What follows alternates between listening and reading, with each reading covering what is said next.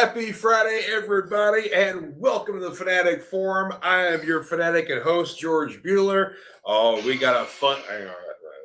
We got a fun show for you tonight here. It is our Fanatics review extravaganza. We got all kinds of reviews and all kinds of stuff to talk about. And of course, I cannot talk about any of this stuff here without my partner, my Rosencrantz to my Guildenstern, the Sundance to my whatever. I don't know. Ooh, we are Seth the Liar this week here. So yeah, it goes into our review things because I'm going to review a video game too. I forgot to. Yeah, we're going to talk a little bit about that Avowed game that I was playing last week. So it ties in. It's not, the name isn't associated with that, but we'll get into that. But speaking of video games, PlayStation or Sony just announced The Last of Us 3 is coming out sometime this year. There's no date for it yet, but it said PlayStation 5. So it's like, okay. Okay. Well, there's The Last of Us 3, and then there's going to be 8 remasters of that. Look forward to, because Naughty Dog apparently. Man, I loved those Uncharted games they did. And then it's like they just quit doing them and kept pumping out The Last of Us over and over and over again. And I'm not a Last of Us fan. Oh, really? I enjoy those games. I mean, for me, it's kind of like the closest thing we've got to like a Walking Dead video game. But I do enjoy those. So I haven't played any. Honestly, I played the original. I've played 2 multiple times of both those. I've never played any of the remasters. I'm like, why? I mean, basically, all it is, it's the same game. It's just, better visuals and everything. Now, on one hand, I do appreciate that on like a preservation standpoint, as opposed to like the Silent Hill 2 remake, which I was not a fan of because okay, so I mean, don't get me wrong, it's a beautiful game. It plays really well, but it did too much to put it into a modern perspective, like the third person up your ass camera that every video game has now. Do you remember in Silent Hill 2, like originally there were all those weird camera angles that it had? That's all gone because it's just the over the shoulder crap. They added puzzles that didn't really make sense to things, and then some of the puzzles that they kept, they just added extra moves to, or they changed them up, but they didn't change them up in any way that made logical sense. Like if you were they wanted you to screw up if you had played the first game, right? But it was and then make this as different as possible. And then the thing with the enemies. Now in the OG Silent Hill 2, part of it was sneaking around. It was survival horror, conservation resources, all that kind of stuff. This one, you have to kill everything. It doesn't matter. There's no stealthing around stuff. There's no if you see it, you're going to have to fight it. If you hear it, you're going to have to fight it. And then the radio thing where it's got the static and all that stuff, it doesn't work half the time. There's some enemies that just don't. And people are talking about how this remake is so great, and I'm like, it's no, I don't. Did we not? It sounds like it betrays the franchise. Yeah, I mean, the story is the same. Yeah, the nuts and bolts of the story is the same, and it's a great story. Yeah, but, and it looks beautiful in the cutscene, and the cutscenes are really where it added to it. Because it's like you get the better character models and all that. But as far as the gameplay goes, that just went out the window for me. Crazy weird, man. That's one thing I love about the Silent Hill. They're kind of almost like the anti-Resident Evil, because there's not as much combat. It's much creepier and more atmospheric. And of course, I love the Resident Evil series, but I appreciate right. Series. So there we go. V, what's up, V? The house. How you doing, sir? Yes, sir. Yeah, of course, he was sending his best to you earlier today. And thank you. And since V is here, it's a good opportunity to plug the other shirt that he gave me so generously for my birthday here, the other Beastie Boys shirt here. So yes. And I believe this one was picked out by his lovely lady, the Viking Princess. So yes, and we call her that because she is Norwegian. So there you go, because everybody in Norway is a Viking. So there you are. That's just nice. I'm kind of been in that realm around playing Skyrim a lot. Well, I'll talk about that in a little bit. Nice. Well, I got a couple of comic book news things to talk about before we get into our various comic and book reviews here. Yeah. So let's see here. First screen here. I'm going to share this one here. Now, this one being a Captain America fan, I'm very, very excited about this one here. But there is a new Captain America series that is coming this July, where we've got written by Chip Zdarsky and art by Valerio Schiti. As we can see, this is kind of a nice indication of Valerio's art there, which I love Valerio. He's done.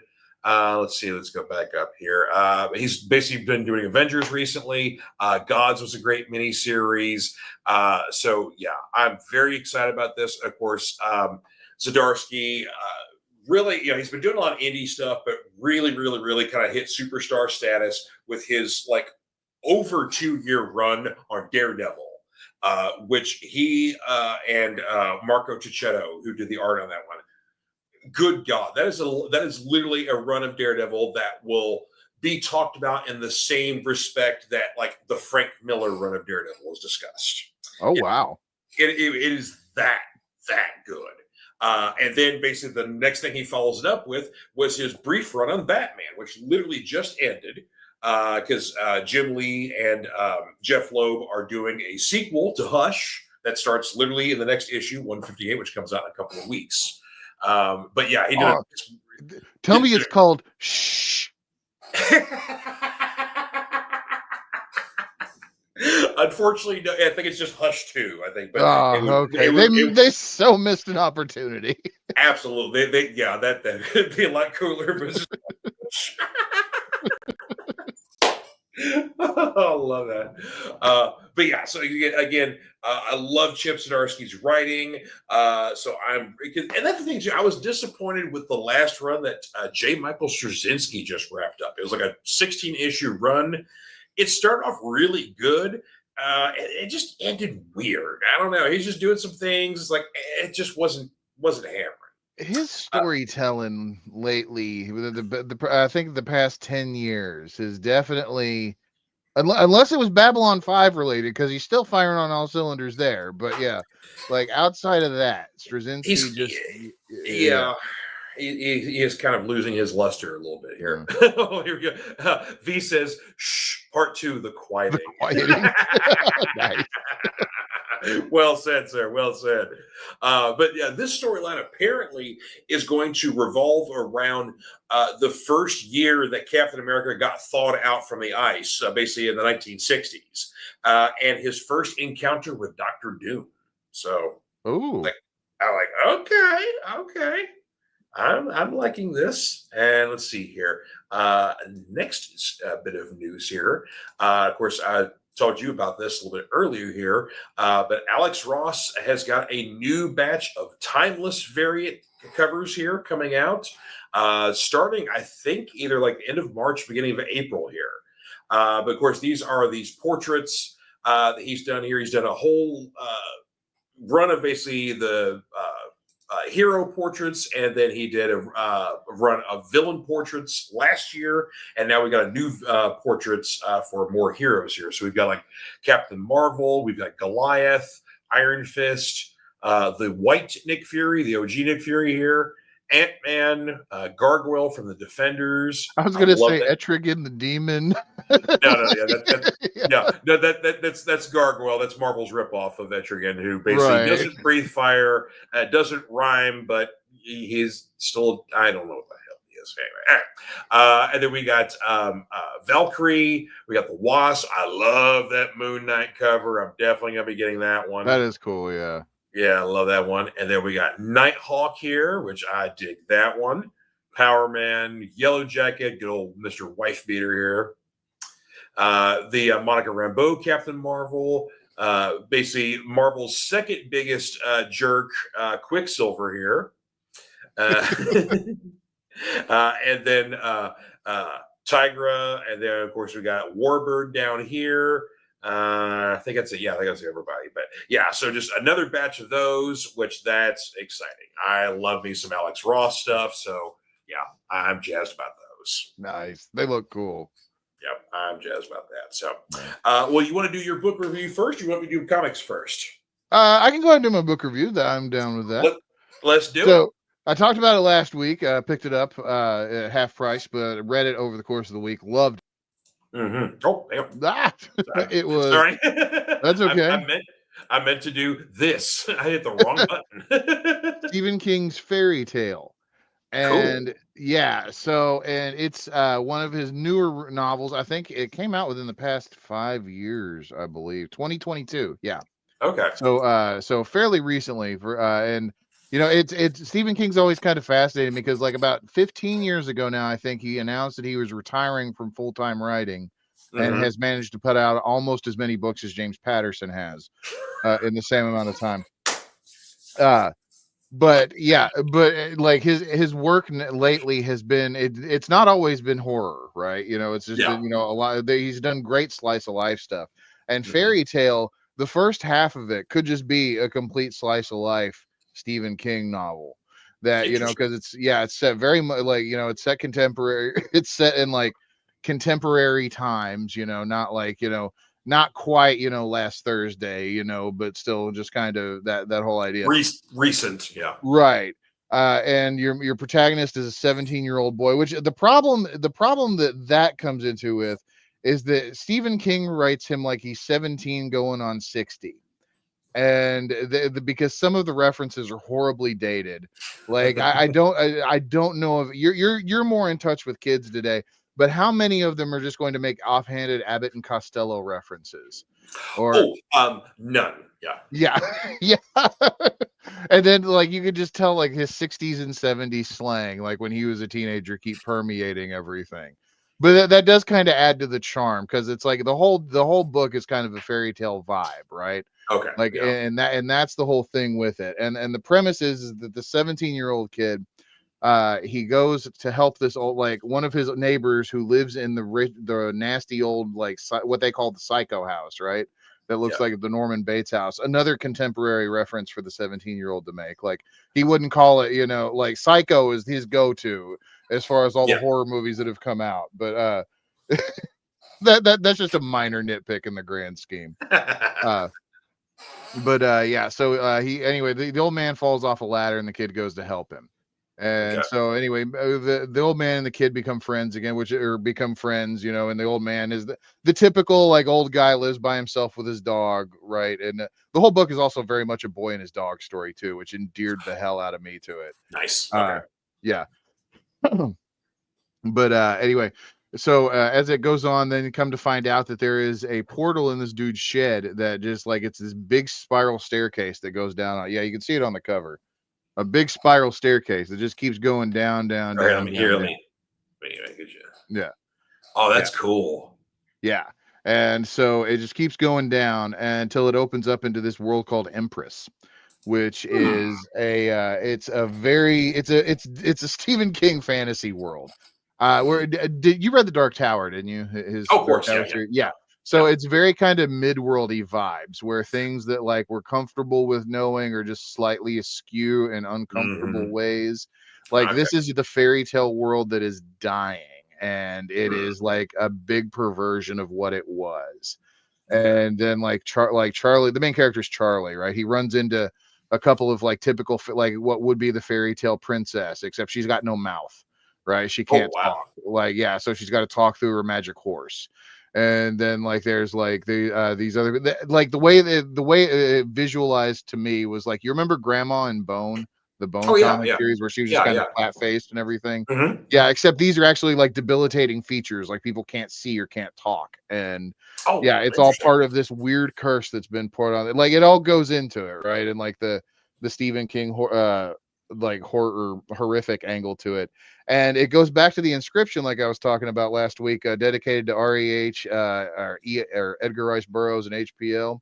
Yeah, it definitely has vibes of all three. It's got the Edgar Rice Burroughs fantasy adventure, the action, and like very like Eldritch Robert Howard, stuff, and then the ethereal creepiness that Lovecraft has.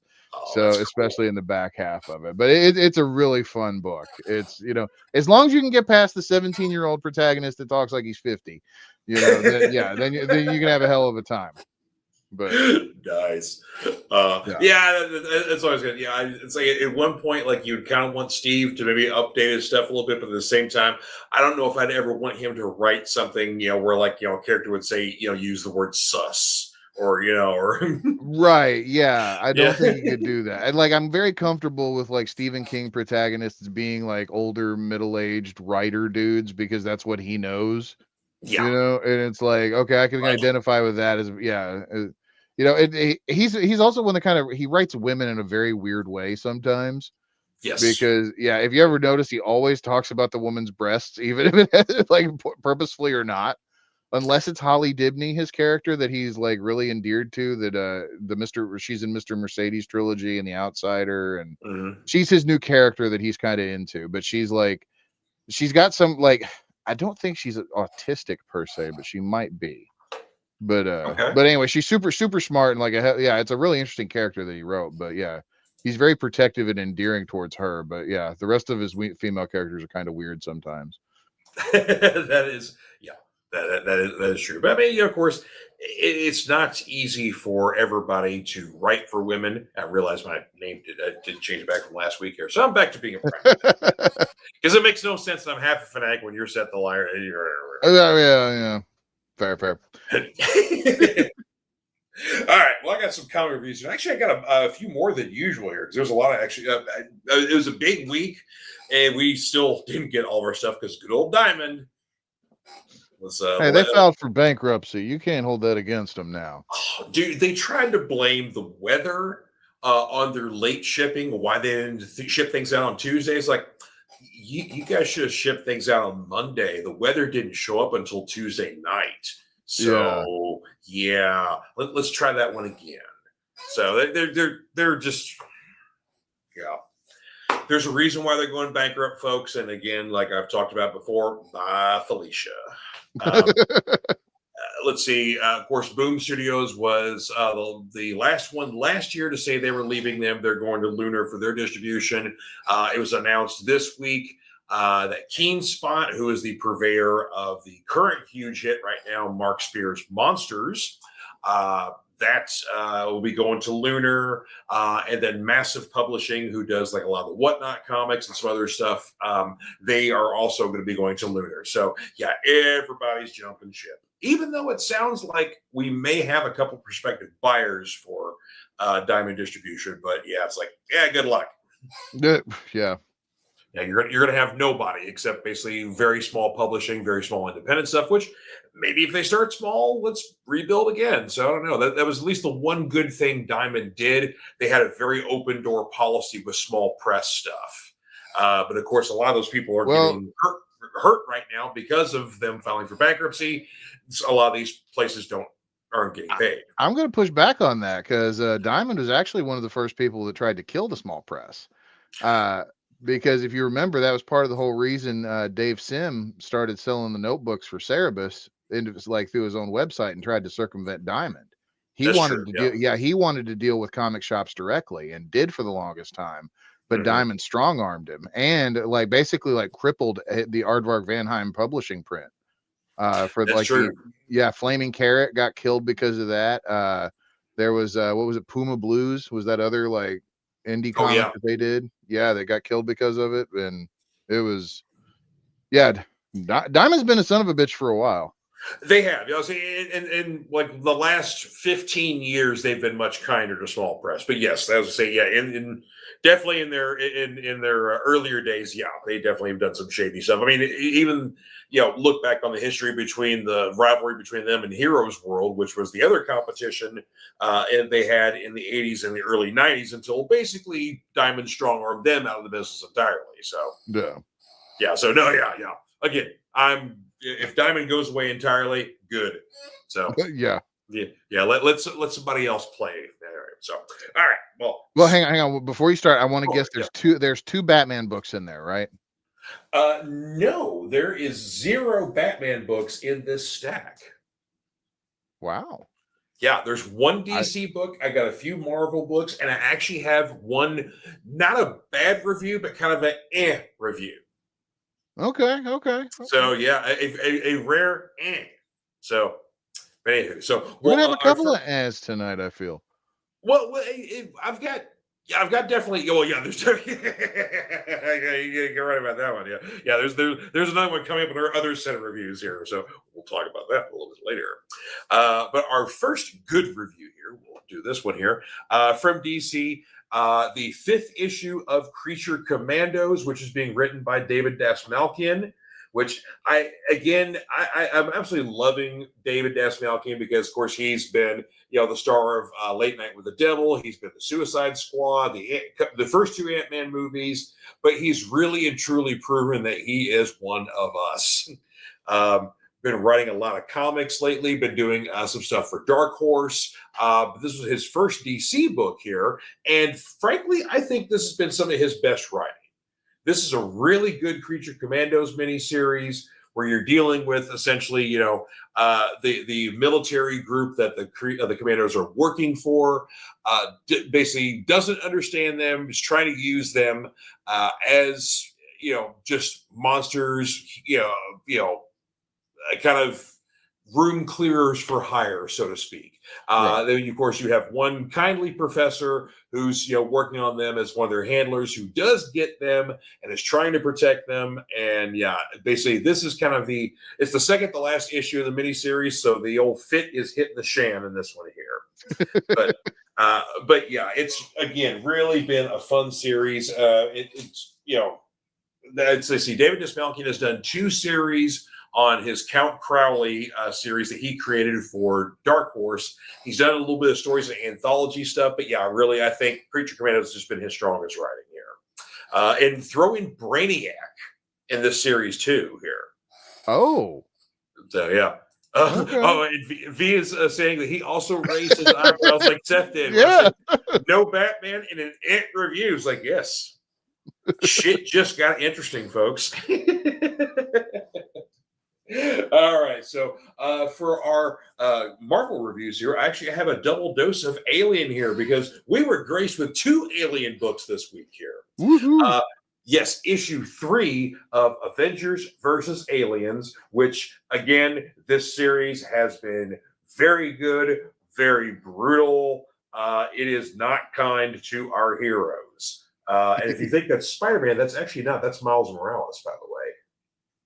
But yeah, very, very, interesting stuff here. I just, again, unlike a lot of Marvel crossovers we had, this has been just like really like grown up kind of stuff here. I was wondering how they were going to pull it off, and I loved the whole idea that this is a very late stage Avengers story where like anybody can get got. And it's a very it's been I've read a lot of the Alien crossover comics just because it's like I think they're one of the franchises you can just put in anything. And up until now, Aliens versus Judge Dredd was my favorite.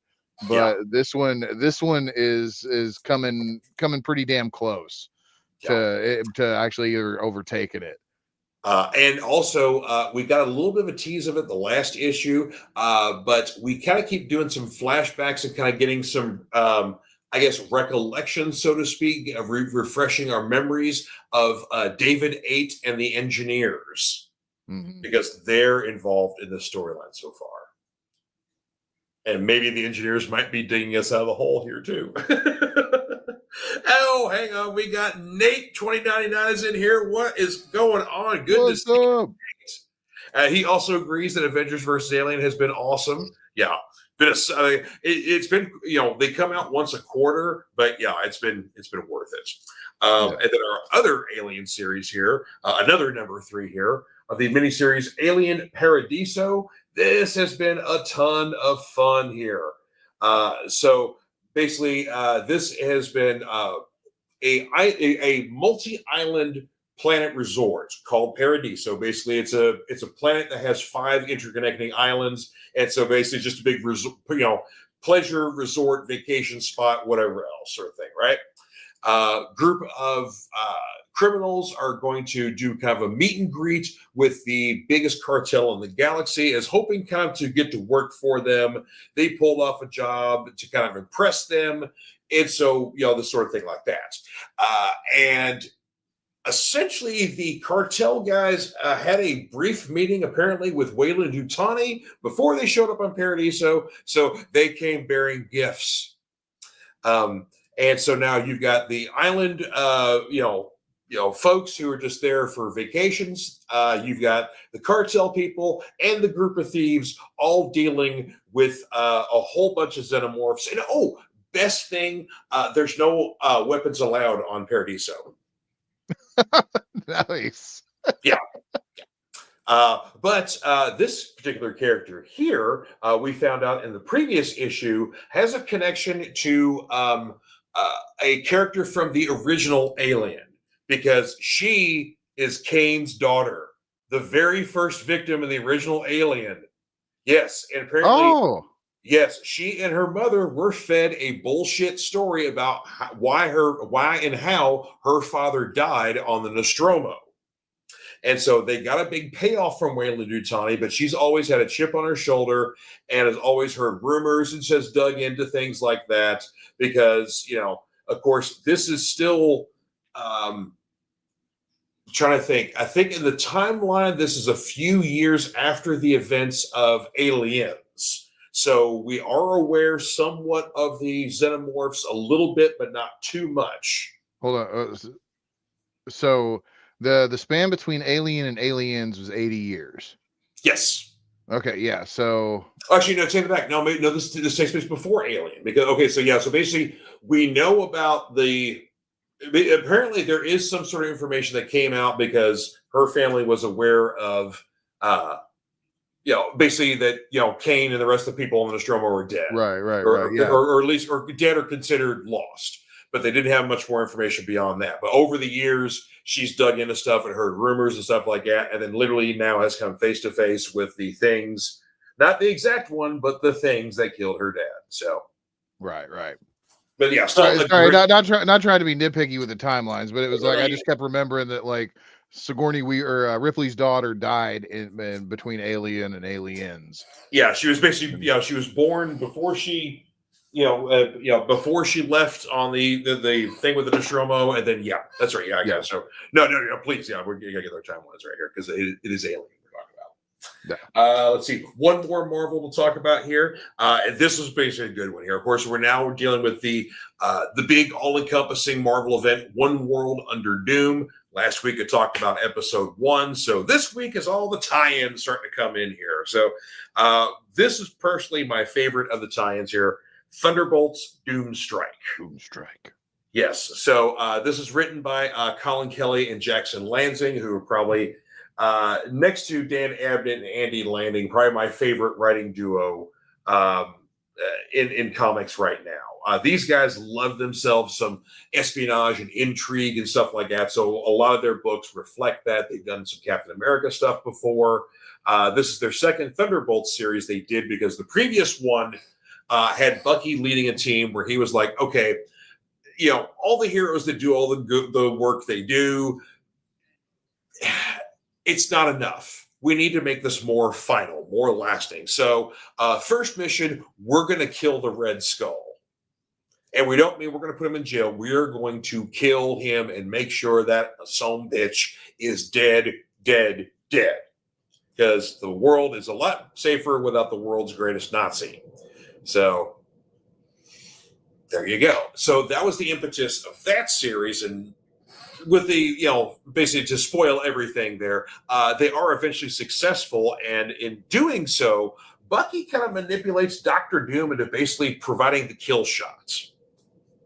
So Bucky and his team's hands are completely clean. And also, he is also responsible for kind of lifting away Red Skull's very sizable fortune he's amassed over the last 80, 90 years. And so Bucky kind of redistributed some of that wealth as well. But he basically manipulated Dr. Doom into killing the Red Skull. And so Doom, of course, remembers this and says, yeah, so your little team that I figure you're going to try to come after me next, we're going to take care of that. We're going to split them up. We're going to, basically, this is not going to happen. And so, of course, Bucky immediately is going to strike back on this. Doom has a counter strike. And essentially, Bucky had a mission he was trying to plan, thought it was foolproof. Doom had a counter that and basically nuked Bucky's hometown. So Shelbyville, Indiana is now a hole in the ground. Wow. That's the first issue. Yeah. Well, it was Shelbyville. We ain't missing that much. I was going to say, yeah. I was talking about that on the streams this week. I was selling books. I'm like, yeah, I was like, hope you guys weren't too attached to Shelbyville. What was that town that the New Mutant guy blew up in Civil War? Oh, God. Wasn't it someplace in Ohio?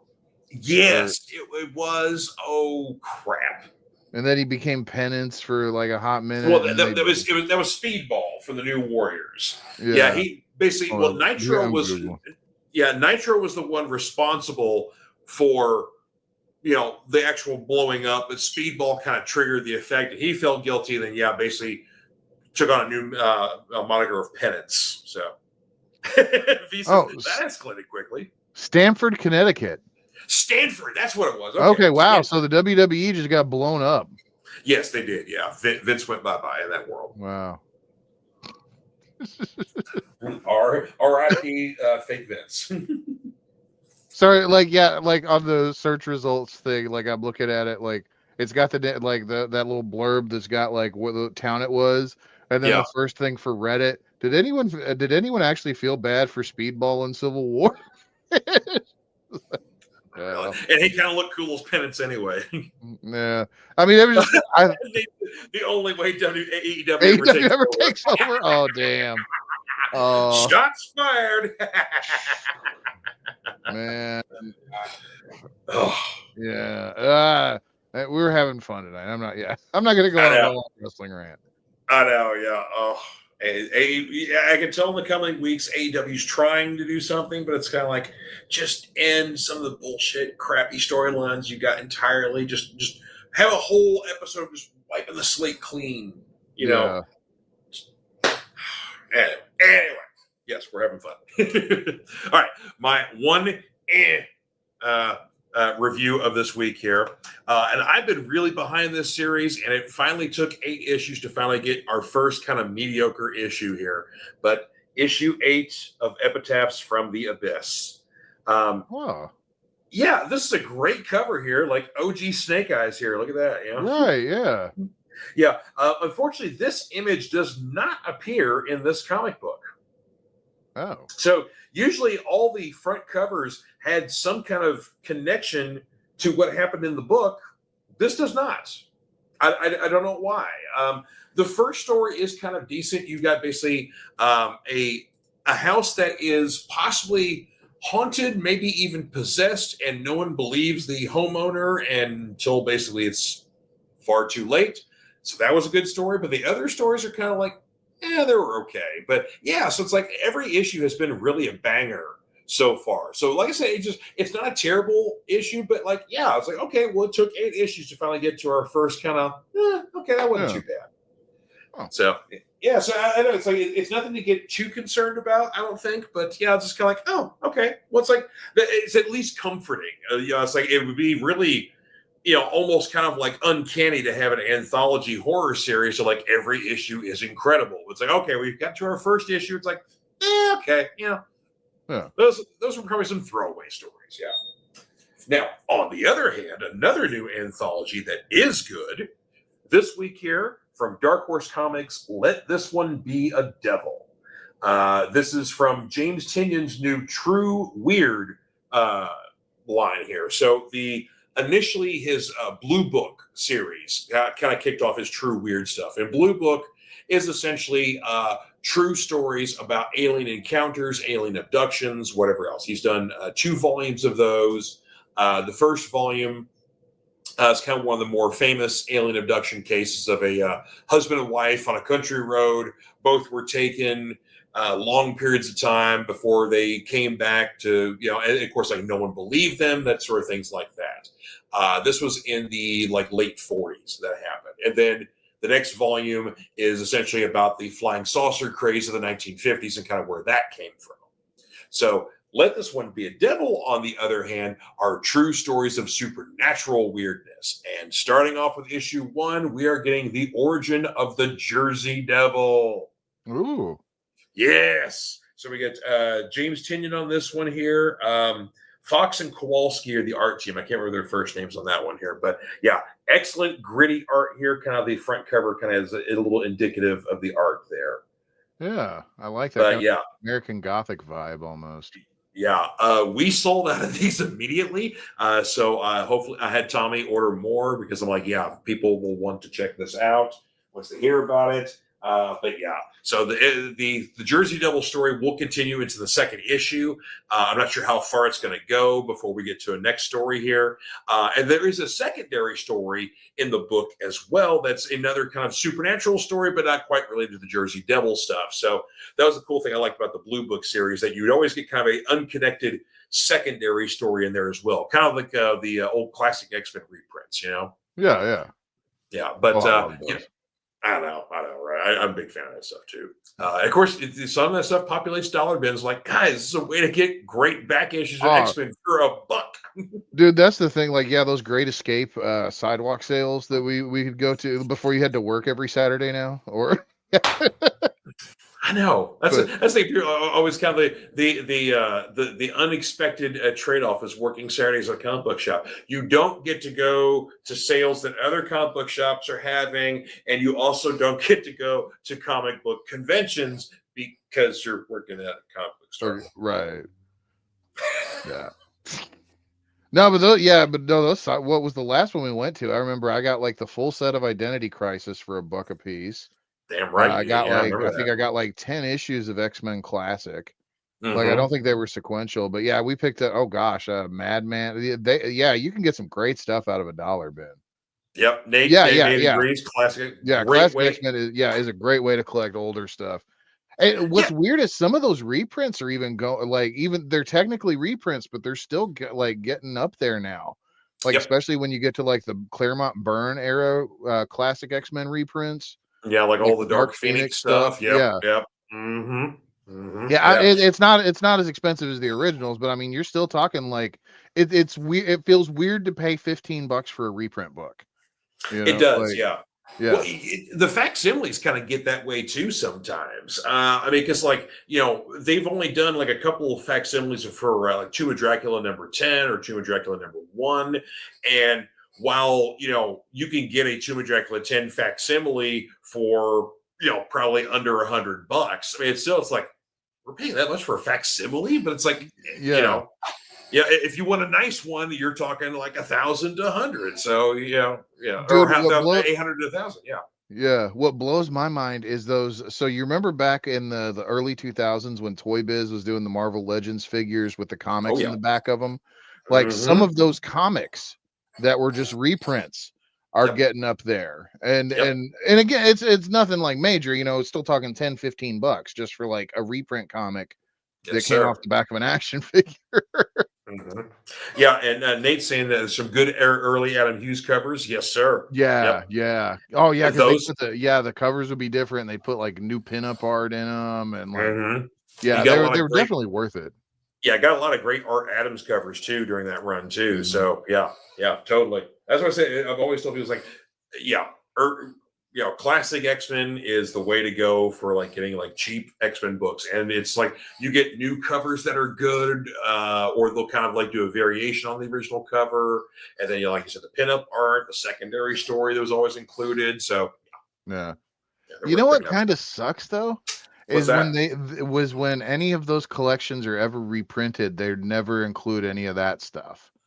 Like, it's almost lost media now, because it's like, I mean, they've reprinted X-Men stories for the same ones. I don't know how many times the Dark Phoenix saga has been reprinted.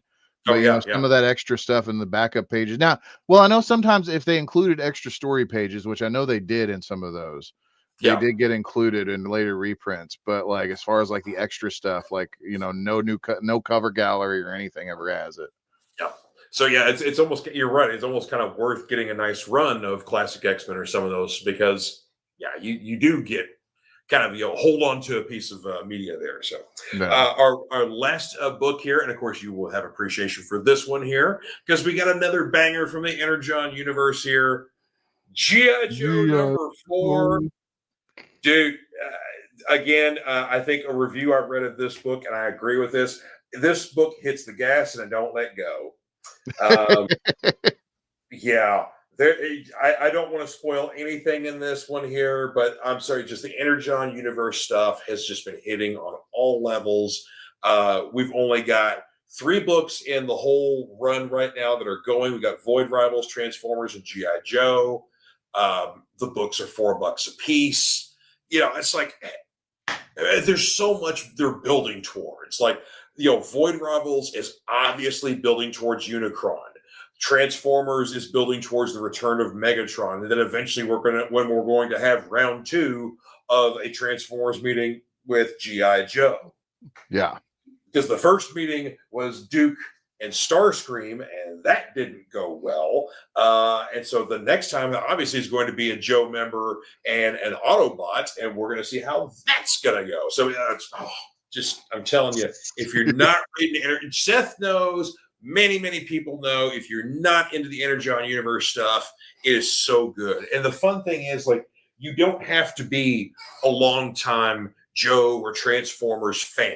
If you're a casual fan, you don't know anything about these properties, that's even the best part, because they, much like what DC's doing with the Absolute Universe stuff, they're changing a lot of things. They're doing different things. They're giving different twists to characters, or they're kind of pushing more popular characters aside to focus on other characters that should have the forefront. So the way that I would describe it almost is like, so you know how like you had those Teenage Mutant Ninja Turtle runs all through the years, like the OG Black and White Eastman and Laird stuff, and then that was like and then you had like the Image runs that were a couple of them, and then you had like the Archie, all that stuff, and they all brought in different pieces of lore and everything, right? Exactly. But then the IDW stuff, the IDW run, like took the best parts of all of that and made it into a badass turtle story, at least for like the first 100 issues. I don't know of anything after that, because I'm sure it's still fine, but it was that I'll vouch for. The Energon universe feels like that, like they're just taking the greatest hits and mashing them all together in the best way. That's still fun and different. Now the Turtles run, I think, ended at issue 150, and then Jason Aaron took the reins, and so basically started up with a new #1. But he still came in on the piggyback of the previous run. So there's a lot of like big repercussions, big things that happened in the previous IDW run that has affected things in the current run. But I'm a very casual Turtles fan. I mean, I love the original 80s black and white stuff. I really liked Last Ronin, but I normally don't read Turtles. But like, I'm a Jason Aaron fan, so I want to see what he's going to do with it. And I'm liking this new run. What, 6 issues in? It's pretty good. Man, if you haven't read started the IDW run, I highly suggest it. Okay. Like, we're just starting it from #1, because like, I mean, it hits the ground running, and it's like, it does things that you're not expecting it to do. Like, it adds this whole mystical aspect to the Turtles from Jump Street, but it doesn't like overpower the story or anything. And then it has like, it starts out too. There's only 3 of them. Like, there's Raphael, Donatello, or it's Donatello, Michelangelo, and Leonardo, and they're all wearing the red headbands, right? And that's because they haven't seen Raph like since he was a kid. Like, he's been separated from him, and that like that's them trying, And it's like the series basically picks up with like Raph coming back into their lives and having to readapt. Okay. And that's like the springboard for like his relationship with Casey. And then of course you've got April, and April isn't the reporter like in this one. She's working for Baxter Stockman, who is and it's like, I mean, it's all this stuff. Oh, and then there's the like the whole time that the Turtles have been like kind of growing up being mutants, like in the sewer, right? Like, Baxter Stockman has been experimenting on random animals in New York. So there's like bipedal anthropomorphic alley cats and shit running around. that Yeah, are like gang leaders. Yeah. I've noticed that. Yeah, it basically in this run of IDW, and they keep that running in the current stuff. There, yeah, there's a lot more other mutants running around. They're not just the turtles. So yeah, Yeah. that would explain it. So Yeah. if he Oh, says Steph knows his turtles. yeah. Dude, no, Turtles lore like fascinates the hell out of me because like if you get to like the first 11 or so issues of the Eastman and Laird stuff, like that sets the foundation for all Turtle stuff moving forward. Like the rest Okay. of it, like yeah, because it's like that's where you've got like time travel gets put into those issues. That's where it like gets weird with the Foot Clan. It get, like the Mousers, like the Techno Dimension X, like that Yeah, I kind was of gonna say towards the end of the run, I think Donatello started experimenting with magic. yeah. So yeah, I was gonna say I remember that. I remember that one in particular. So Nate's got a good question here. Did we both enjoy the Ninja Turtles Naruto crossover? So I have not checked that out yet. There were 2 issues in. I've heard really good things from all the other Turtle readers because there's 2 crossovers going right now with Ninja Turtles. You got the Ninja Turtles Naruto, and then you've got the Turtles of Grayskull, which is Ninja Turtles and He-Man crossing over. And there's actually action figure. Yeah, there's actually action figures to go with this to the point where you're getting like kind of like Ninja Turtles kind of doing almost like cosplay with different Master Universe things. There is a Michelangelo Ninja Turtles figure where he is dressed like He-Man that comes with a blonde wig that you put on Michelangelo. So, I love it. I yeah. love it. But I gotta confess, my anime knowledge stopped somewhere around Bubblegum Crisis. So I don't know. I know who Naruto is. I know he's an extremely popular manga and anime. I don't know jack about Naruto. Yeah, I'm I the know. same way. I don't know anything about Naruto. Yeah, I know like the basis for for Dragon Ball. I know the basis for like Pokemon. I know One Piece. I think they're pirates. But yeah, You are correct. Yeah, One Piece is a pirate manga. Yeah. yay. Okay, I got that right. Yay. All right, trivia. But yeah, I don't know jack about Naruto except I think he enjoys ramen a lot because I remember seeing like Naruto ramen balls or something. So No. I don't know if there's. I know people wear headbands in it. Yes, it Yeah. is martial arts based. I know there's a lot of fighting that involves that. So Yeah. but I'm kind of the same way. It's like I have a tertiary like understanding of anime. Like I've got like my favorite one of all time was like the Fist of the North Star series. Like I'm a big fan of that. yep. But yeah, I'm with George. It's like Bubblegum Crisis, like Pat Labor, Neon Actually, Genesis Evangelion. I will credit Berserk. Okay, I basically Oh Berserk yeah, is yeah. well, Berserk is old, but it's popular currently. So, but it's been around for a long time. But yeah, okay. So Berserk is probably the most current one I know. So there you Yeah. go. Yeah, because that's I actually have the manga for Berserk. Some of it, yeah. Yeah, I got a couple of volumes myself. Yeah, it's like Yeah. Berserk's cool as shit. So I love Yeah. Berserk. Yeah. So, and V says he did not know this Michelangelo figures exist. Now he do. Time to buy his first figure in years. There you go. Yeah, right. Like, Yeah, that sounds awesome. they got a whole line of the Turtles of Grayskull figures. But yeah, I've heard kind of like the first couple issues weren't good, but I've heard that one's getting better. But I have heard positive reviews for the Ninja Turtles Naruto. But again, I myself haven't read it because again, I don't know shit about Naruto. So The Ninja Turtles to me are like Alien. Like they're just one property that you can drop into almost anything just to see what would happen. yeah, Because you remember like IDW when they had the license for so much stuff. Like there was the X-Files Teenage Mutant Ninja Turtles crossover, which if you think about it fits perfectly.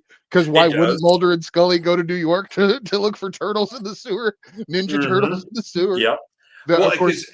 they had like there was an infestation storyline at IDW, so that touched like Star Trek, Ghostbusters, Turtles, Transformers, X-Files, all kinds of stuff like that. So yeah, IDW loves crossing over all their properties. They even did Makes like it reprintable, like impossible to reprint. Yes. Reprint hell for that stuff. Yeah, I think they did like the First Strike crossover, which that included a crossover of G.I. Joe, Transformers, Mask, the Micronauts, and Yeah. very little bit of the Visionaries. But the Visionaries thing didn't quite connect, so they kind of like taught. Oh, and Action Man also, which is basically Oh yeah. British G.I. Joe. Really, So yeah. Yeah, because they were Action Force over there. Right. yeah, Action Force. Yeah. Yeah. Oh, yeah. Visa's Power Rangers, Stranger Things have crossed over. Yes, Ninja Turtles have crossed over with Power Rangers twice. Yeah. Godzilla. No. Take it back. No, Power Rangers crossed over with Godzilla. Yeah, it Yeah. was about that. Yeah. Ninja Turtles, Power Rangers crossover. Yeah, Stranger Things and Ninja Turtles. I didn't read that, but I was very curious how that was going to work out. I could Stranger almost Things. see how yeah. I could almost see Stranger Things working with the Ninja Turtles universe.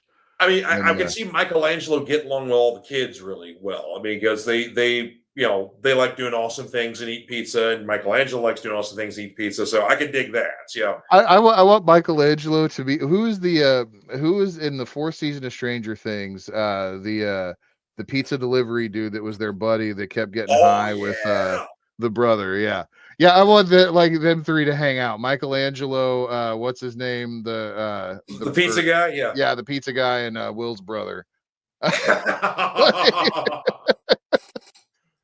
Oh yeah. Ugh. And I guess they're gonna have to get Mikey Stone then, though, because I don't know if Yeah, Mikey's oh yeah, ever. yeah, exactly. Yeah. We know Mikey's familiar with pizza, but I'm not sure if he's familiar with marijuana. But I think those guys will get him familiar with it. Right. Oh, Nate says there's an Attack on Titan crossover with Marvel. Is there? Oh, is there one coming up? That's Oh, cool. I didn't know about that. Yeah, the funny thing is, Tommy at the shop has he got a Crunchyroll account, so he's been watching a lot of Attack on Titan this week. That is a very dramatic show with a lot of yelling, yeah. and a lot of they're screaming at each other a lot. I'm talking about not the Titans, like the humans are usually screaming at each other. So I have watched, I believe it was the entire first season of Attack on Titan, because it was described to me as the Walking Dead of anime, where any character can die, and yeah, that's a lie. Like, yeah, it's not. Don't go. Like, I'm sure. Yeah, it's an interesting premise. Don't get me wrong, but yeah, it was not like. Oh, it was during the Secret Wars free comic book day. Okay. Okay. Okay, yes, that was going back a little bit. So yeah, there's a bunch of cool free comic book day stuff. Actually, there's a lot of cool crossovers this year. Godzilla is finally touching down in the Marvel universe, so there's going to be a series of one shots like Marvel or Godzilla versus the Fantastic Four, Godzilla versus Spider-Man, Godzilla versus the X-Men. I can't remember what the other one is. I think maybe Hulk or something like that. But it's basically kind of like dipping into decades. So when he fights the Fantastic Four, it'll be in the 1960s. So like the art and everything will be kind of stylized that way and whatever else. Grab me a set of those if you don't mind.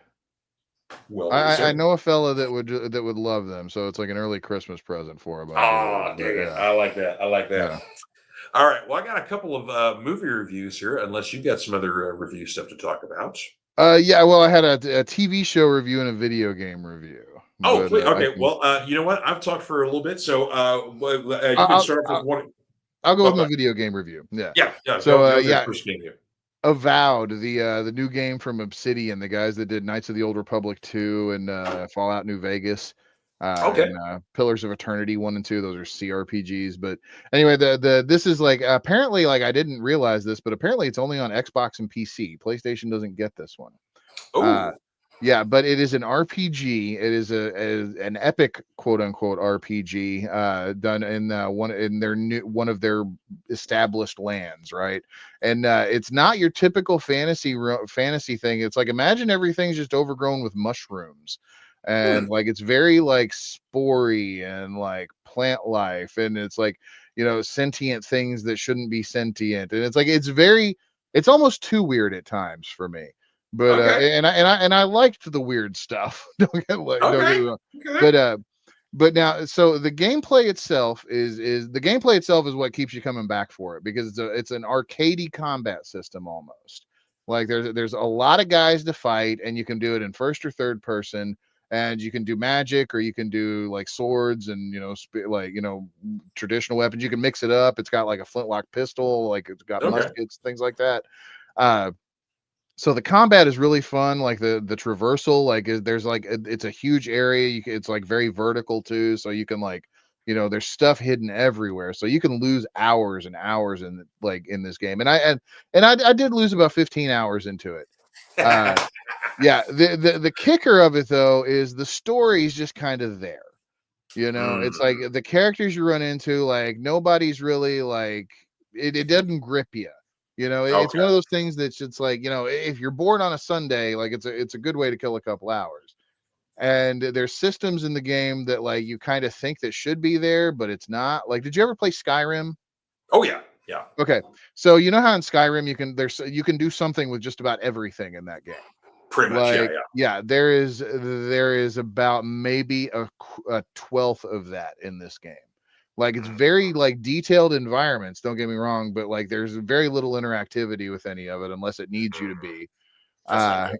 yeah, there's no theft system or anything. So it's like you can just walk into people's houses and take a bunch of stuff. Like, yeah. Which is weird because it's like growing up, I was playing a bunch of Final Fantasy RPGs, right? And like in Yeah, JRPGs, you just walk into people's houses and start going through all their shit, and they don't care. yeah, They never do anything. It's only like when you get to Western RPGs when they have like, like they'll take you to prison in video games, and like you have to yeah. serve time and stuff. But yeah, this one goes back to that JRPG mindset where you can just walk in and take whatever you want. Uh, so it's like that kind of thing. Like the whole time I was like, Skyrim did this a little better. Skyrim did this a little better. The only thing that Mhm. Avowed did better was the combat. But like as far as like story and like getting you in there, so after about 15 hours, I was like, you know what? I'm just gonna play Skyrim again. so yeah, I've The got game is so good it made you want to play another game and stop playing that one. I don't know about that. That's not a good sign. yeah. I mean, and I'm sure I might go back to Avowed, but it's like there's so much in Skyrim that is like what I love about the Elder Scrolls games to begin with is Mm, just that the lore is so bonkers and out there.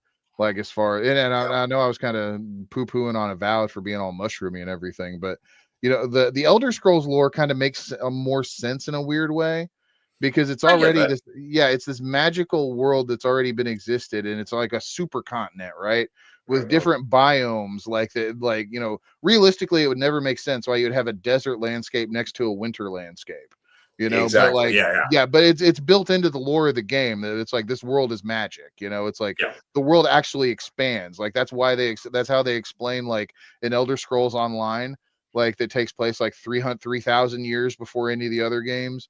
Like the continents are smaller because it's like, well, really because it's an MMO and they can't really like make them as big as like each individual game. So Yeah, you yeah. got smaller approximations, but built into the lore is that no, the continents just kind of grow instead of the weird way of continental drift. So it's like wink, wink, It, nudge, nudge.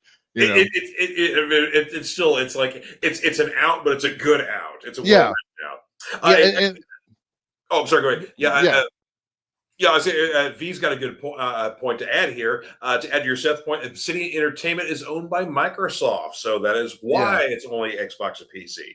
yeah, There you go. V yeah. coming in with the info. That is true. Yeah, I didn't even think about that because it's like I know there's like a bunch of the politics with like whatever game studios are releasing what and like Sony and yeah, it's I don't know.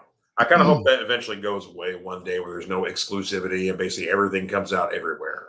yeah, no, but So you basically but just make your console the best console to play the games on for whatever reason. right, Yeah. yeah, but yeah. Anyway, so yeah, Avowed was so good. I started playing another game that I wanted to enjoy better for longer. So take that for what you will. Uh, Oh, there you go. There you go. And that's also where Seth the Liar comes into too, because there's one character he was in he was in like 4 of the Elder Scrolls games, but he's one of the cat people, the Khajiit, Yeah. called Makote the Liar or whatever. But he just Hmm. says random nonsense to your Yeah. character, and then like just kind of screws off somewhere.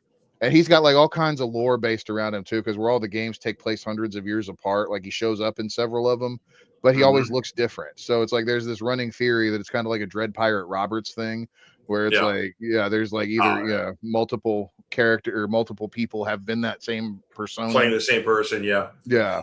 And I always thought that the liar characters, those cats, were always a ripoff of Lion Cat from Saga, the comic book, because there's a character in the comic that has a pet. Basically, it looks like a giant Sphinx cat, and it speaks, but the only word it says is lying.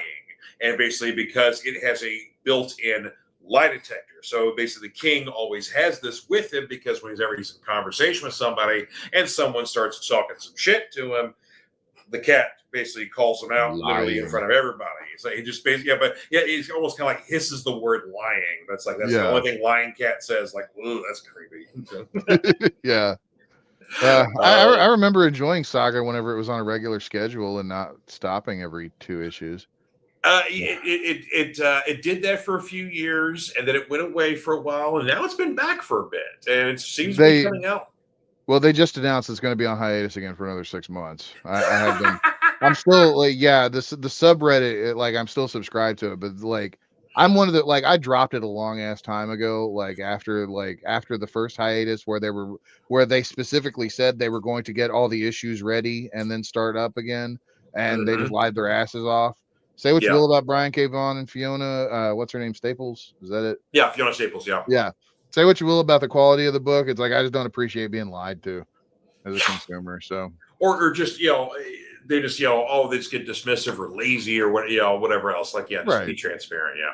So V asks, as it says, should your review just be of Skyrim instead? Well, Skyrim's the game that I'm going to go back and play after the show's over, because I'm kind of like, I ran into a talking dog who wanted me to go and reunite him with his Daedric master. And the Daedra in the Elder Scrolls are like, they're the pantheon of gods, but they're not necessarily good or bad. They all just kind of do their own thing. And this specific Daedra wanted me to go and get this axe. Wanted me to go and get this axe so that he would stay with the dog. But then he decided that he was going to try and entice me with the axe, so he wanted me to kill the dog. Well, I ain't killing a dog, even if it talks or, I ain't doing that.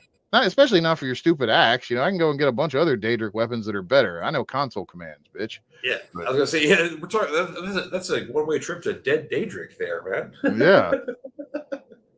Well, I got a couple of movie reviews here we could do here. One I'm going to blow through because I want to be as spoiler-free as possible, seeing as it's only been in theaters for a week here. But I got to defend Captain America: Brave New World, because I like that poster. It is a really good poster, yeah. People have been talking some stuff about this being dismissive. Oh, it's not very good, whatever else. Bullshit. This is a good action movie. It doesn't get stupid. Joaquin, who is basically kind of next to Harrison Ford there, that is the new Falcon. He was introduced in the Falcon and Winter Soldier Disney Plus show. And so he gets to be kind of like, they teased a little bit of him being, Sam's partner as the Falcon in that show. In this movie, he gets to be full-on Falcon. So we get to see a lot of that. The trailer really kind of busts down 2 of the biggest mysteries going on in there, which is basically what's going on with Ross, because he's kind of acting weird and having maybe some health issues. Then, of course, basically turning into Red Hulk. That's spoiled by the trailer. And then, of course, the villain itself being the returning. Oh shoot! Oh God, I just lost it. But guy from oh shoot, Breaking Bad. Not Breaking Bad. From Oh Brother, Where Art Thou, and Buster Scruggs and Tim Blake Nelson. Good Lord. Oh. Yeah. Tim Blake Nelson finally coming back to reprise his role of Samuel Stearns, aka the Leader. Yes. Okay. Yes, we haven't seen him since the 2003 Incredible Hulk that had Ed Norton in it. Which is a great movie, by the way. I don't care what anybody says. Yes, it is. Yeah. So this is almost kind of like, it kind of has a little bit of a Winter Soldier kind of feel to it, because there's a lot of espionage. There's a lot of mystery in there. There are some lighter moments, but this is pretty much a serious action movie. I won't ruin who Giancarlo Esposito is, but he's kind of a deep cut. There's a lot of Captain America deep cuts in this movie. There were 3 I characters. thought we already knew who he was. We Oh, who do talked you about think? it.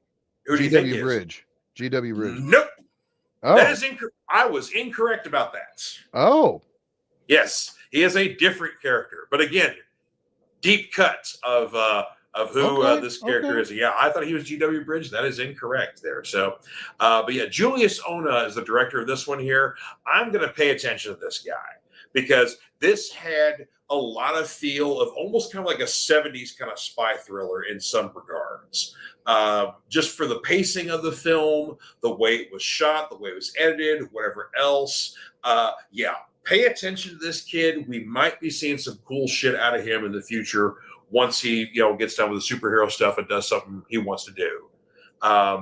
Yeah, I'm defending this movie. It's fun. It's like a hair over 2 hours, so it's real tight.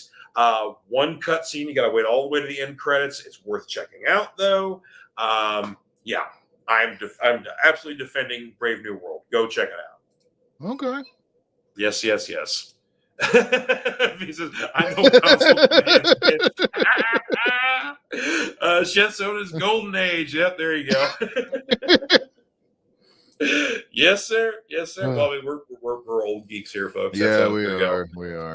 God, I don't know what I did. My friggin' I did something to my shoulder, man. I'm just sitting here rubbing it the whole time here. So I need to go to the bacchiotomy doctor.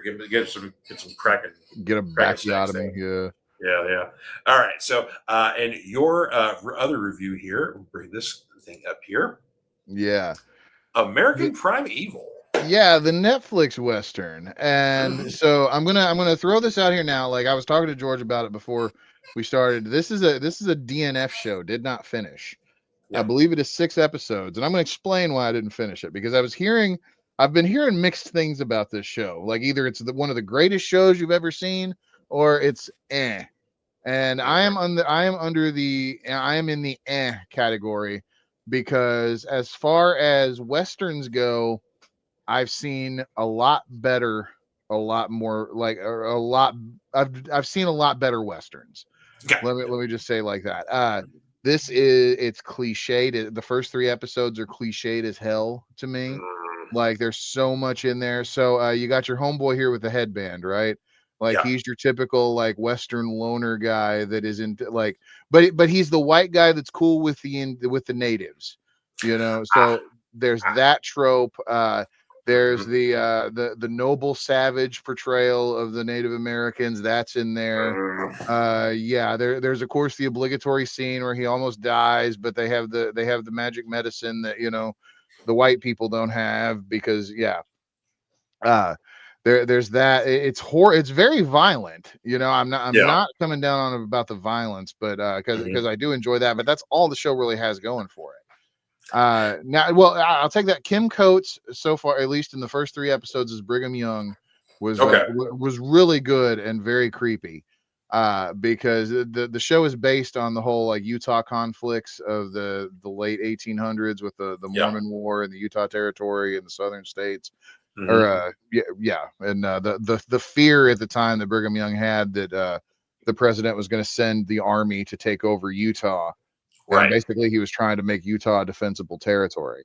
But their whole thing is that they're trying to like their little group here is trying to get away from the Mormon militia who basically did the Mountain Meadows massacre, which look that up in history. It's a very, very brutal time. Very, very brutal. Yeah. Yeah. But the show, the show itself is it's not engaging in it's like watching a bad spaghetti Western. It's like everything is a Dutch angle, like very rare, like there's no like say what you will about Taylor Sheridan's like 1883, like the quality of that. Now that was a Western to me. Yep. Like the way that it felt. This is like it's not even it's like what every movie tried to be after Pulp Fiction came out and everybody wanted to be Tarantino, except that this is that version of it. And so that's why I didn't finish it. It wasn't engaging in really any sense to me. Like, but some people love it, and I don't understand why. But Well, Tommy, owner of the Clobber Comics, was watching this one. He was telling me, "Oh, yeah, it's a kind of worth checking out." But one thing he was talking about, though, is, of course, they mentioned a lot of the Mormon stuff, and almost kind of like Brigham Young is almost kind of like a villain in the movie or in the series. yeah. Buffalo Bill Cody is also involved in this. Buffalo Bill Cody is not or was not ever a Mormon, but apparently he's involved with the Mormon Church. They're like, no, he wasn't. Buffalo Billy was not a religious man at all. No, but at the time, though, too, the Mormons were making a lot of outside deals that they would later renege on with a bunch of that stuff. So it's like I don't know how that plays out in the series. But basically, they were kind of almost making it where like they had converted Buffalo Bill, sort of thing like that, and he was kind of buying into their stuff. I'm like, yeah, that's not accurate at all. So. Yeah, they like you said, they may have been working out some deals with him where they may have been working with him or whatever else, using him for resources. But yeah, he was definitely not a Mormon believer or anything along those lines. So yeah, what ifs? But yeah, get your Western fix elsewhere. Yes, exactly. Matter of fact, what was it? The Harder They Come, I think. I can't remember the young director who did that one, but that was a Netflix Western. That was an all black Western, and it had who was the guy that basically played Kang that just had some trouble. Anyway, he's the lead dude. He's the lead guy. And there's a bunch of other people in it. It's really good. Like it's kind of like it's stylistic. It's a little bit hip, but it's also still a faithful Western. Yeah. So. But it's almost like a blaxploitation Western. But yeah, it's definitely, I think it's like The Harder They Come. I think it's what it's called, or The Harder They Fall, or something like that. But that was made from Netflix, and yep, it's good. One movie I definitely got to poo-poo that is a recent release here. It's streaming exclusively on Shudder here, but we got to talk about Dark Match. So this is a wrestling-themed horror movie. That does star Chris Jericho and, of course, Stephen Ogg, who we know from The Walking Dead. He played Trevor in Grand Theft Auto, and is just one of those fantastic character actors who I will see him in anything because he lights up the screen. The lead actress here in the center here, this is Aisha Issa, who plays the character of Nikki, aka her wrestling moniker Misbehave. She's basically a heel. So there's a small mud show federation in the late 80s known as SAW, Southern Area Wrestling. They never even say what the SAW stands for, but they're SAW, whatever else. But basically, they are hired to come to a small town and put a show on for the town. And so, like, yeah, sure, whatever. So the promoter is a sleazy dude, whatever else. So they go to said town. Town's weird. It's run by a cult by this enigmatic dude known as the Prophet, who is Chris Jericho.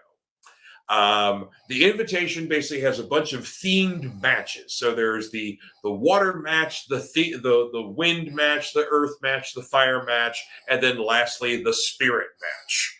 All these are themed. They're apparently part of a ceremony to invoke a certain demon, yada yada yada, sort of thing like that. We find out that the cult leader, Chris Jericho, was a former wrestler who basically went afoul of the business and started his own cult and whatever else. So the wrestling scenes aren't bad. Jericho is the only wrestler in the movie. I mean, there's a dude who plays a luchador. There's, a couple other female wrestlers, a couple other, male wrestlers throughout the movie. So there's plenty of wrestling in the movie. The horror is light to non-existent. It's not as gory of a movie as I would want it to be for kind of, I mean, they get the grindhouse kind of feel of it, but the execution is lacking. So it is kind of like that feeling where it's like you see the poster and it's really cool and you're gonna go see it. Then when you actually do see it, it's like, oh, yeah. Yeah. Yeah. And here's the ironic thing. So Stephen Ogg steals every scene that he's in. He's just he whatever he does, whatever he says to me, I love him in. Jericho, on the other hand, I don't know if he was on Quaaludes when he was making this movie, but for somebody who's a pro wrestler who's done outstanding, outrageous characters, he is boring as wallpaper paste in this movie. Oh, damn. He is not threatening. He is not interesting. He is dull. He is going through the motions in this. Like he is literally the worst performance in this movie. Damn. Yes, that's the surprising thing. When I was like, "Oh, cool, Jericho's the bad guy. That could be interesting." No, it isn't. Nope. Now, the curious thing is that apparently I've heard rumor that an upcoming episode of Joe Bob Briggs' The Last Drive-In is going to do the dark match. So, like, I'm going to be curious to see what Joe Bob says about this one. I'm going to be very curious too, because it's like he's not one to pull his punches. Yeah. Yeah, I mean, there are some interesting moments and some cool things in here. It's like it's not the worst thing I've ever seen, but it's definitely not the first. I was like, oh, cool. There's not like as few of the subgenre of horror of the heavy metal. There were even fewer wrestling horror movies. Yeah, and most of them are not good. No, what was one I watched that was. It was Luchadors versus Zombies, and it was awful. Yeah. Oh god, yeah. Yeah. No, the old Santos movies from the '60s, those have some charm to them, but they're not great movies either. No, I liked those. I loved the idea of them, and like too, I think Lucha Underground was like the next step of those. I agree. Yeah. But speaking of which, there is a rumor that that TKO has bought the license and property for Lucha Underground to possibly do a revival under the WWE banner because they got enough of the people that were in Lucha Underground currently in their employ. I'm curious. I am too. If only that means that we would even get, easy access to the original series. Like I'm like,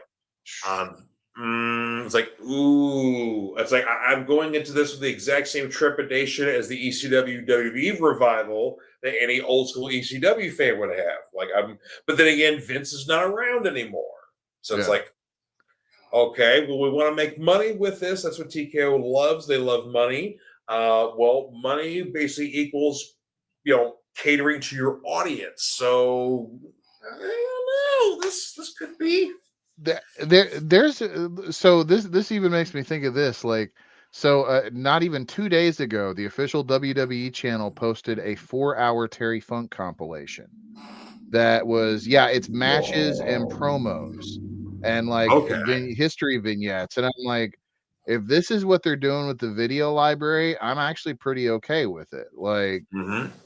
Just the idea. I mean, it's on YouTube, and it's like, it's not like, I'm sure anytime somebody bleeds, it'll go to black and white or whatever, and it's bleeped in the music. But no, like at one point in time, WWE documentaries were the best. They really were. And it's like, if they kind of want to start doing that with their older stuff, like I'm on board with it. Like maybe you don't even have to release the whole series of Lucha Underground, just release the storyline compilations. Or something. Yeah, but yeah. Oh. Yeah. So I just heard that today about Lucha Underground. I was like, ooh, I don't know. That could be cool. Yeah. We'll see. All right. We'll do. Oh, sorry. Yes, please, sir. Yes. Other thing I heard actually yesterday too, and we were talking about Joe Bob, so this made me think of it. Did you see that they were reprinting his first book? Yes, I did see that. Yeah, it's gonna be like a big not coffee table, but like a big, like a larger format hardcover that has more. It has the original content plus new reviews, or not necessarily new stuff, but stuff that wasn't collected in the original. Right. Yeah. And if it sells well enough, they want to do the rest of his books and maybe publish some of the stuff that hasn't seen the light of day in 30 years. So, yeah. I love that. Oh, yeah, I know. I heard I saw the headline that he was reprinting his new book in like a deluxe format. I'm like, yeah, I'm gonna have to get Yeah. that. Well, to kick off, to end on a high note here for a positive review here, I love me a good music documentary. I just because I'm a music fiend, so I love me a good one here. And my boy Questlove from The Roots has produced a lot of good documentaries in recent years on some kind of a lot of different musical people that inspired him, that keep him going. But he's kind of become like kind of the go-to when it comes to Black artists here. His newest one is currently streaming on Hulu. Sly Lives, aka The Burden of Black Genius, which is about Sly Stone of Sly and the Family Stone. We get the whole kit and caboodle with this one here. It is a warts and all documentary. We get the whole story from beginning to end on Sly. We don't get any today interviews with Sly throughout the whole thing. We get some picture updates. We get some updates from his children. Every living member of the band is involved in this movie. It is extremely thorough. Because Questlove is kind of one of my personal heroes when it comes to as a music curator, an appreciator, a crate digger, a guy who knows his obscure stuff. He knows his history. So, when he touches something, I'm like, that's going to be a quality item there. It's going to have its knowledge. It's going to have its stuff there, so you can trust. You can trust the information.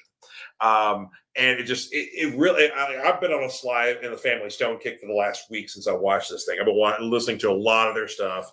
And the other thing that's really cool too, they really go into how Sly influenced future generations and how, like, second only to James Brown, Sly and the Family Stone are like the most sampled band in all of hip hop. And so many big hit singles sample Sly and the Family Stone. Like, two off the top of my head, Mama Said Knock You Out. That's Sly and the Family Stone. Friggin' Janet Jackson's Rhythm Nation.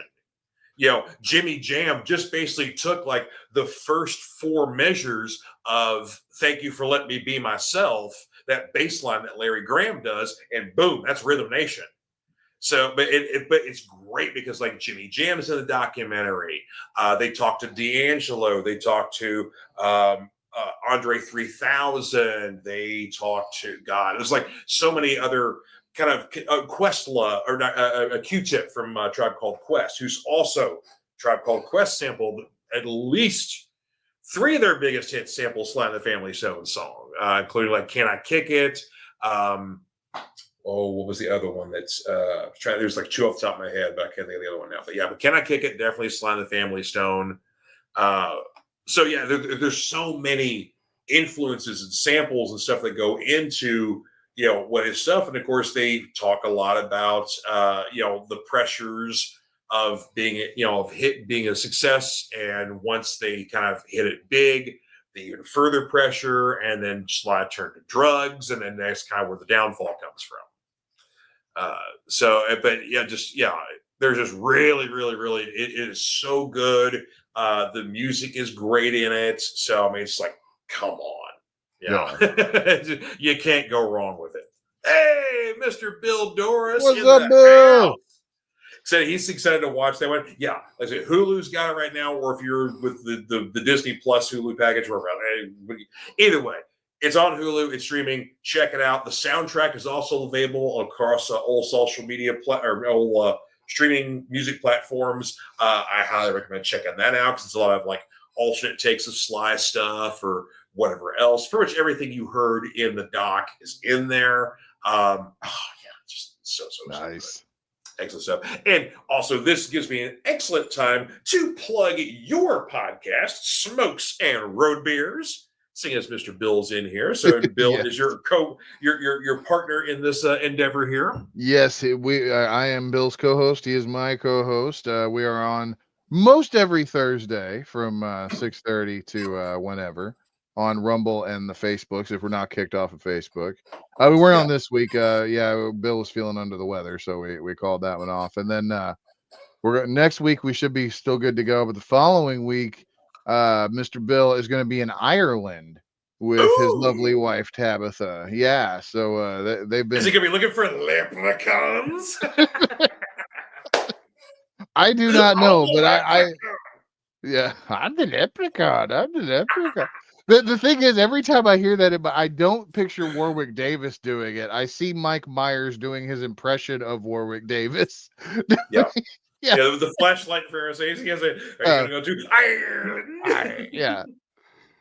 No, but I'm super stoked for it. But it's like, I hope he has a great, safe trip. And Oh, that's awesome. yeah, I will take a bottle of anything, Bill. Thank you very much. Yeah, whatever whiskey you decide to bring back that is of Irish origin, I will take. Thank you, please. oh, I know. It was, yeah. Well, that is all the reviews I've got for this week. I don't know if you've got anything else for us here. No, I've talked my full head off. I feel. Well, yeah, I think we certainly have here, but we're already gonna, because we were already talking about this earlier this week here, but I will tease our topic for next week because we're talking video games next week here. We're going into our favorite superhero video games. Yes.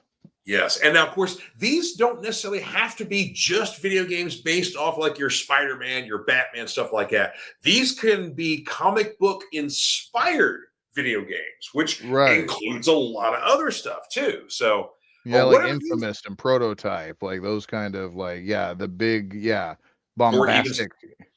Yep, or stuff like Comic Zone for the old Sega Genesis, or Oh Blasto. yeah. You remember Blasto that had the voice of the dearly departed Phil Hartman? Oh, I do remember Blasto now that you mentioned it. You said Comic Zone though, and that triggered PTSD in me because that game was friggin' hard. It Like, was. It's a good game though, but yeah, that was hard. yeah. No, I'll still like it's on like I'm a huge sucker for Sega stuff. And it's like I've got like a couple of those like old retro Yes, yeah. Infamous. Yes, V. Yeah. Infamous. Love Yeah. me the Infamous series. Yeah. But but no, like so the Comic Zone's on a bunch of those compilations, right? It's like one of the obligatory games, like the first two Sonic games. So every once in a while I'll go through and try and play it again. And it's like I'll just get frustrated like 10 minutes into it and be like, screw it. I'm glad that I didn't waste a weekend rental on this. And then it's like, because back in the day, you'd have to rent it for a weekend, right? And that'd be what you had. Yep. You know, you had to deal with it. But at least 48 hours at best to yeah. And if you got a stinker game, then yeah. I tell you what though, I gotta give credit though. There was a once my folks moved up to Floyd Knobs up in the county. There was a little video store that was up there that actually had a decent game selection. Their game selection was better than their movie selection, which was weird. But I got in, kind of got buddy with one of the guys that worked there. And so if I had a stinker game that I rented, if I came back that same day to swap the game out, he would let me do it. But it had to be that same day. I couldn't like come back the next day and go, yeah, this game sucked. Like, no, you had all night to play it. But like, I literally I did that twice because there was one time I rented a game. I can't remember what it was, but I had it for an hour. I'm going, F this thing. And it was an old Nintendo game too, I think. It was, but yeah. So yeah, he let me swap that out. And then there was another time it was a Genesis game. So that I can't remember the name of the video store anymore because it doesn't exist. But he was cool to like I said, if I came back the same day, I could swap out a game if it stinks. So it's like that is cool, yeah. Because I remember being so excited to get Spider-Man and the X-Men Arcade's Revenge for Super Nintendo. Yeah. Oh man. Man, dude, I still like they would preview it Nintendo Power like 2 months before the game came out, right? So I've been like hyping myself up for this damn thing, hyping myself up. I'm super excited. Look at memorizing level maps, that I never used because you couldn't get it. That game was terrible. It was the self-titled X-Men game that came out for Sega Genesis. I have a very similar PTSD for because again, the hype on that one was like, ooh, you could play as Wolverine or Gambit or Nightcrawler or blah, blah, blah. This game was a exercise in frustration that not even like what is the like the Dark Souls games, the ones that are hard on Yeah, purpose? No, man, no. The X-Men for Sega Genesis has got nothing on those. I know exactly Yeah. what you're. I know exactly what you're talking about because Dark Souls, at least like Dark Souls, you have the tools to do what you need to do. You just it's your Mhm, skill level that alters mhm. it. X-Men is just like you've turned the game on. Like there's not even a title screen, is there? It just like drops you into the game. I think so. And Yeah, yeah, it's oh it god, tells you nothing. You have no barometer of what you're supposed to do. Like, oh yeah, it's oh oh. man, I remember exactly what you're. Once you know what to Mhm. do, it's fine.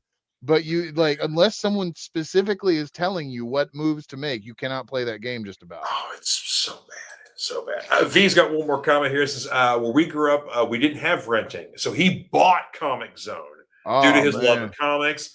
Finished it more than he can remember because he was stuck with it for months.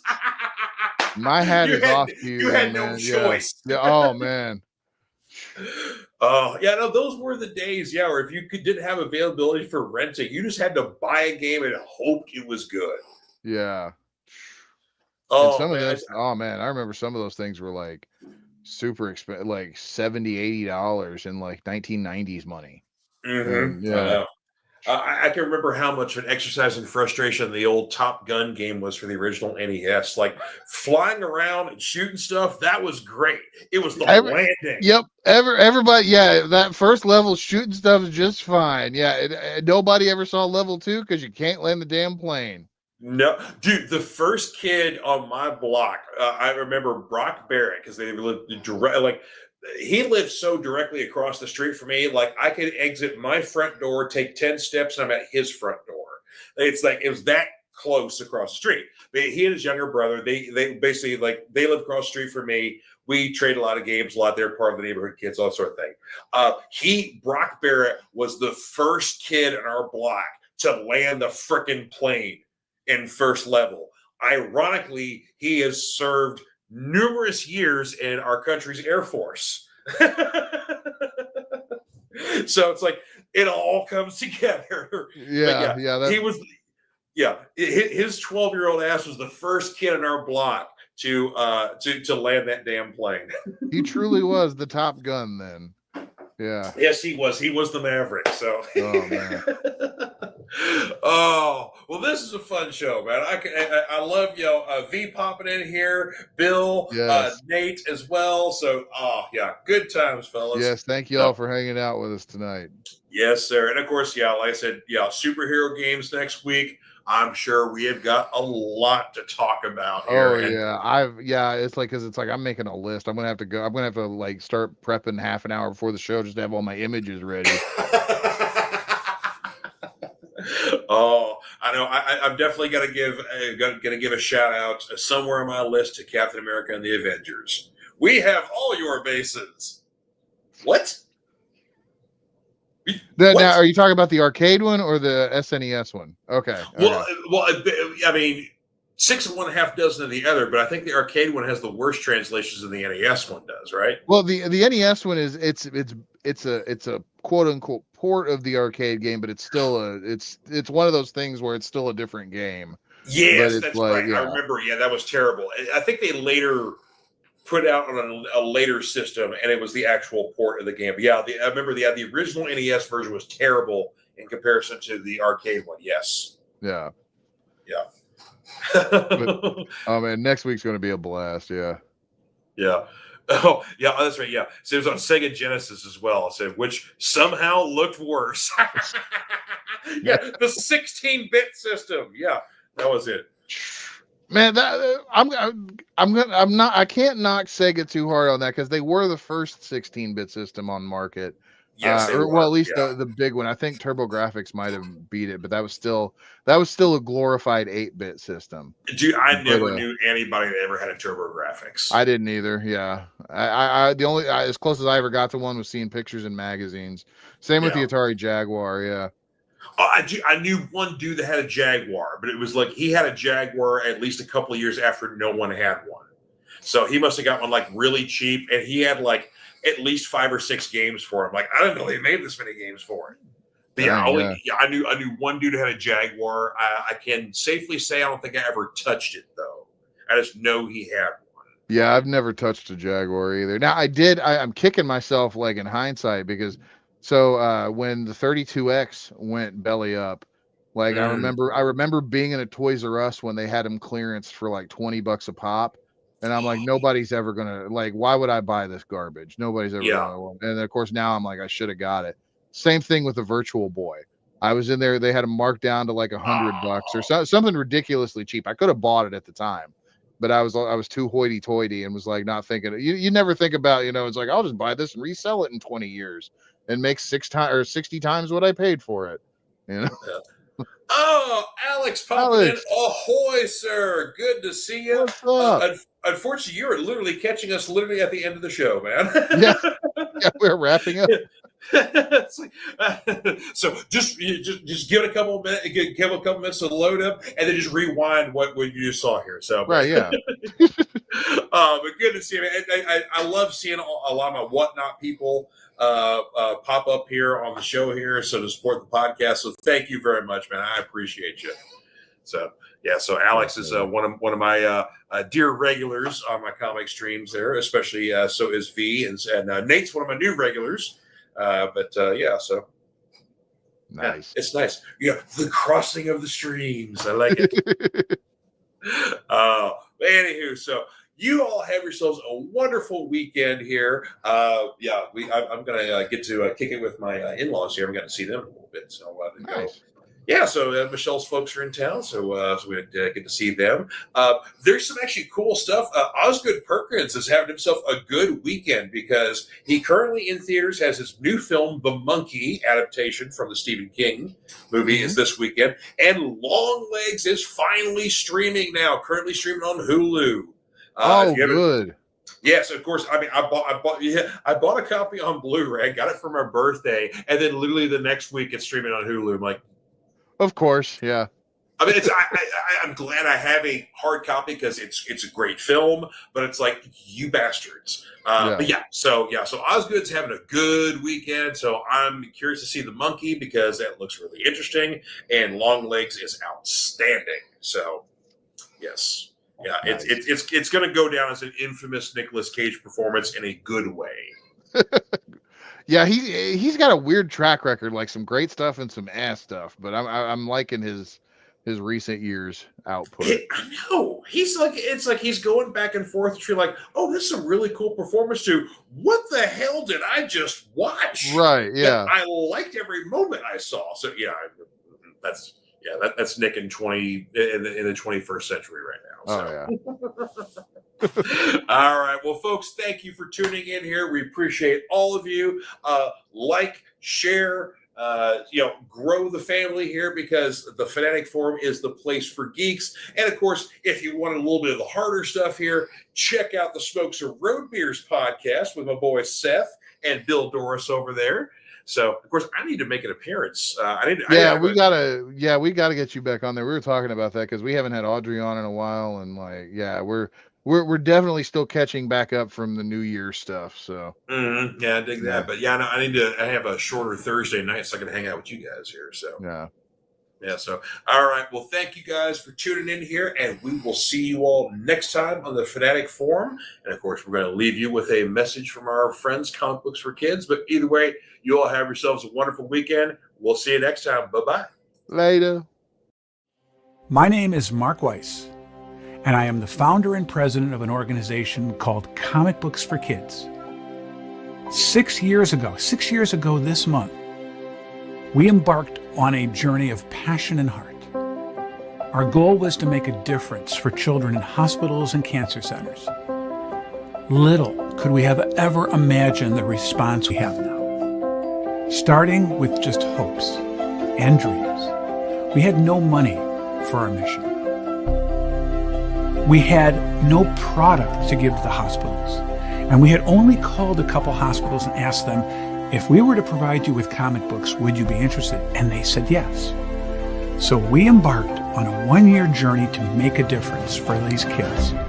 We realized that even though we can't take away the reason these children are in hospitals, we can perhaps, while they are there, let them fly like a superhero, be princes and princesses, and embark on a mystical and magical journey to take them away from where they are in that hospital bed. Today, and thanks to your support, we are thrilled to say that we are now the largest charity in the U.S., supporting well over 200 hospitals in all 50 states for not only comic books, but for other pop culture items like Funko Pops, action figures, coloring books, Spanish bilingual items, backpacks, and more. When we received materials that were inappropriate for the young ones, we started a sister charity called Comic Book for Troops, and overnight, we became the largest charity in the U.S. for these same items to all branches of the military. We want to thank our friends for providing us their support and for allowing us the means to make so many happy with their gracious give to us.